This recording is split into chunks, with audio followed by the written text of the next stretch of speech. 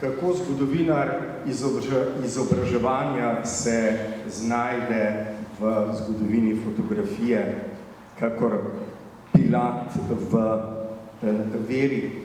Predstavil vam bom zgodbe Ljubljančanov iz dežel Avstro-Ogrske, njihove povezave, tudi povezave s fotografijo in povezave prostora med Ljubljano in Spodnjo Šiško, ki je nekdaj segala do Kolizeja in Narodnega muzeja.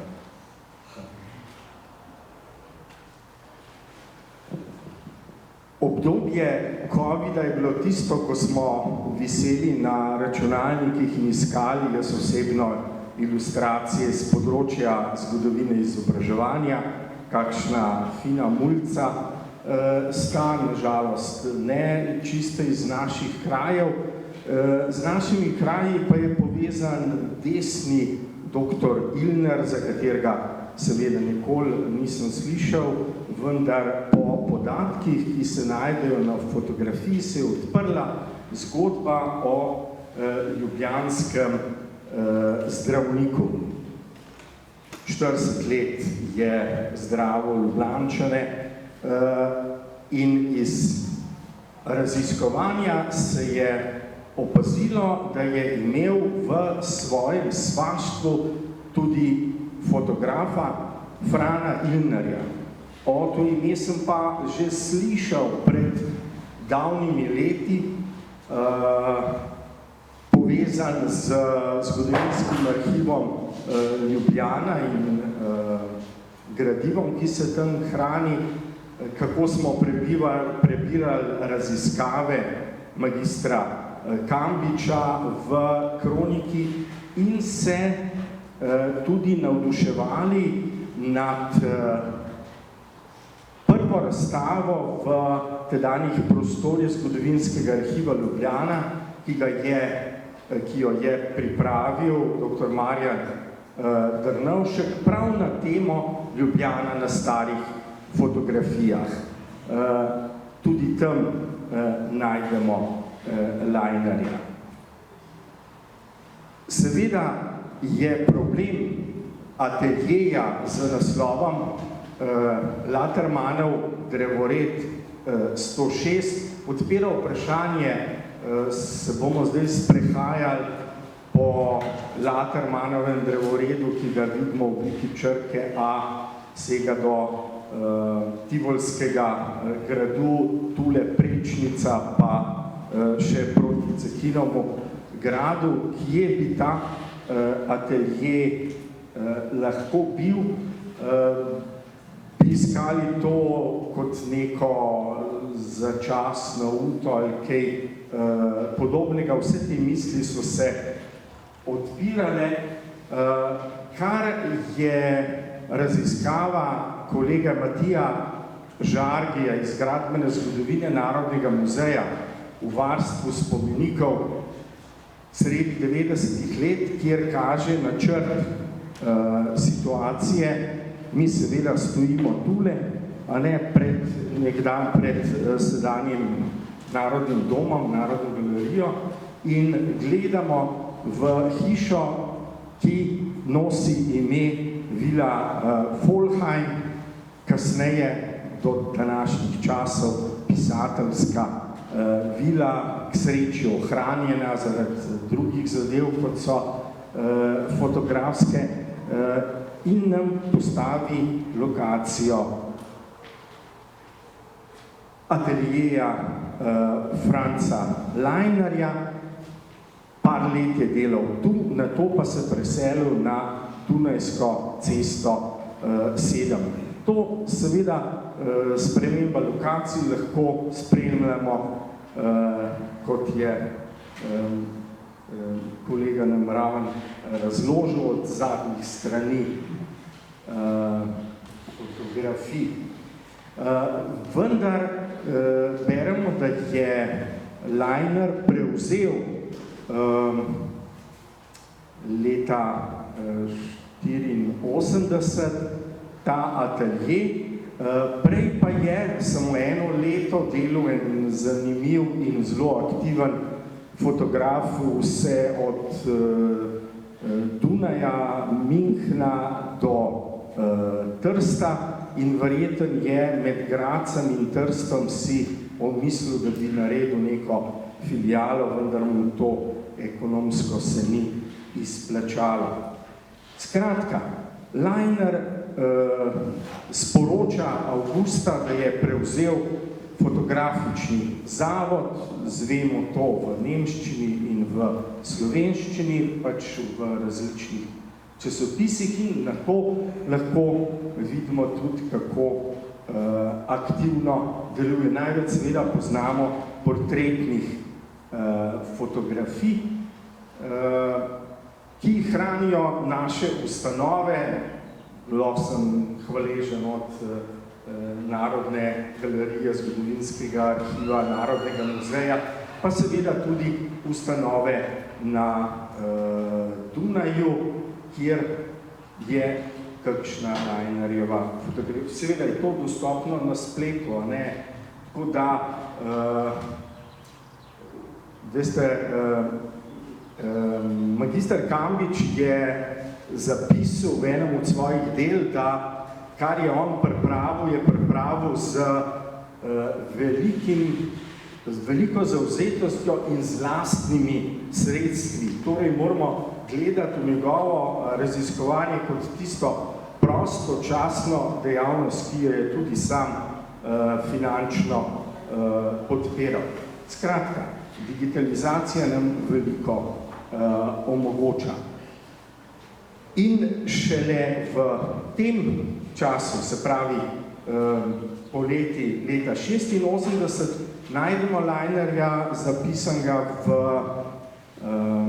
obrtni register, kajti šele tedaj je začel delati v Ljubljani in je mestnemu magistratu napisal vlogo, ki je bila odobrena in se reklamiral v slovenščini in nemščini.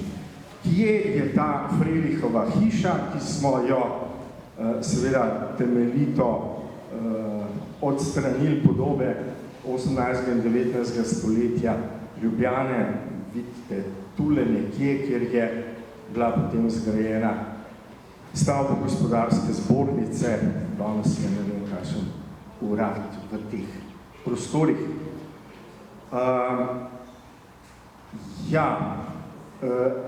Poleg reklam najdemo tudi, da fotografi iščejo kopiste oziroma sodelavce. Lajner je iskal na Dunaju, tam je tudi začenjal. Zanimivo je, kako se recimo upodobljenci vračajo v fotografski lokal, kjer so že pred leti posneli posnetek. Tule imamo Tavčarjevo poročno sliko, njegova žena Košlini se je pa slikala že pri Rotmanu. Čeprav fotografije ne poznam, pa je zapis v Laibacher Zeitungu nedvomen, da je fotograf Lajner spremljal tudi poslikavo, seveda bil je v soseščini Narodnega deželnega muzeja Kranjskega in ilustracijo, ki jo je takrat v vhodni avli izdeloval profesor Šubic, razstavljal pri knjigo vescu, založniku Giontiniju in na ta način se je to delo propagiralo. Meni so zelo simpatični tili otroški portreti iz fototeke Narodnega muzeja. Pol najdemo celo vrsto seveda osebnih portretov. Med njimi je na levi Richard Jakopič, ki je končeval realko leta 1987 in potem šel na študij, ter pa različni bolj ali manj poznani poznane osebnosti. Mlajši portret ljubljanskega župana meni je poznan samo iz te objave, veliko kasneje v enem dunajskem časopisu, in pa seveda zelo znani Levstik. Mislim, da je to celo edina Levstikova fotografija. Lajner je bil znan po skupinskih fotografijah. Tule imamo Češkovo družino, pa ne dame. Dragojila Milek, ki mislim, da je tudi on posnetek naredil, v zadnji podpisana ta goriška učiteljica Gorska roža. In še recimo Cimperman. Zanimive so planine, ki nam seveda odpirajo vprašanje, je res Lajner šel na Mali Triglav ali je morda blejski fotograf to posnel, medtem ko ta kolesar je nedvomno nastal pri Lajnerju. Kolega Blaž Burnik v mestnem muzeju seveda tudi dober našel, da ima na prsih značko tega ljubljanskega kluba.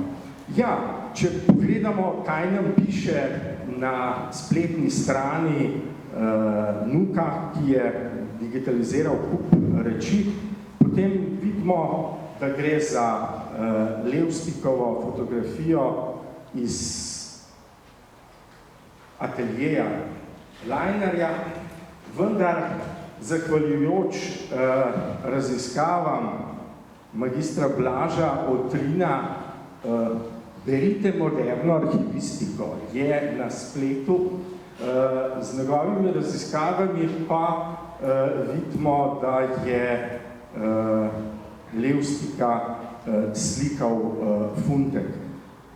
Vendar nimamo Levstika predstavljenega le dvakrat, temveč kar 4-krat. Eden je tudi dunajski fotograf. To je stvar posla, to se je dalo prodajati in zato so to počenali. Še leta 1989 v Narodnem koledarju najdemo reklamo za Lajnerjev fotografski atelje, vendar v Laibacher Zeitungu oktobra že beremo njegovo slovo iz Ljubljane, kjer se zahvaljuje sodelavc publiki. Podpiše se samo s priimkom, če ne vemo, da gre za fotografa, ne bi vedeli, zaradi spremembe družinskih okoliščin. No, pa smo pri teh družinskih povezavah. Lajner je bil poročen z sestro od zdravnika, ki smo ga omenili v prvi uvodnih besedah, vendar usodno leto 1989, ko je rojena drugi otrok, hči umre že po 11 dneh, kmalu na to tudi sin, 3 leta star sin Franc, in verjetno je bilo to tako šokantno, da se je žena želela preseliti nekam drugam. Nasledstvo je izpričano iz fotografij, da gre za Landauer. Tu lahko iščemo, če je kaj, kar je ostalo za njim, kajti še leta 1991 piše, da je naslednik Lajnerja. Kdo je slikal tele sokole? Landau siguren ne, če je letnica 88 prav. Tu se nam odpirajo vprašanja avtorstva. Lajner je pa nadaljeval svojo aktivnost v Gradcu do leta 1901, ko je atelje zaprl zaradi bolezni in beremo na to, da je umrl na Silvestrovo 1907 v Gradcu. Zanimivo je, da se vdova fotografa Lajnarja čez leto in pol poroči z svojim že 20 let vdovcem, svojim svakom in preživi v Ljubljani od leta 1909 do 1930, ko mestni in policijski zdravnik Ilner umre. Naj zaključim z muzejsko informacijo. Na Nizozemskem v Rotterdamu so, tako poročajo kolegi iz Hrvaškega muzejskega središča, v skladišču kave odprl nizozemski fotomuzej in nas vabi na obisk. Hvala lepa za pozornost.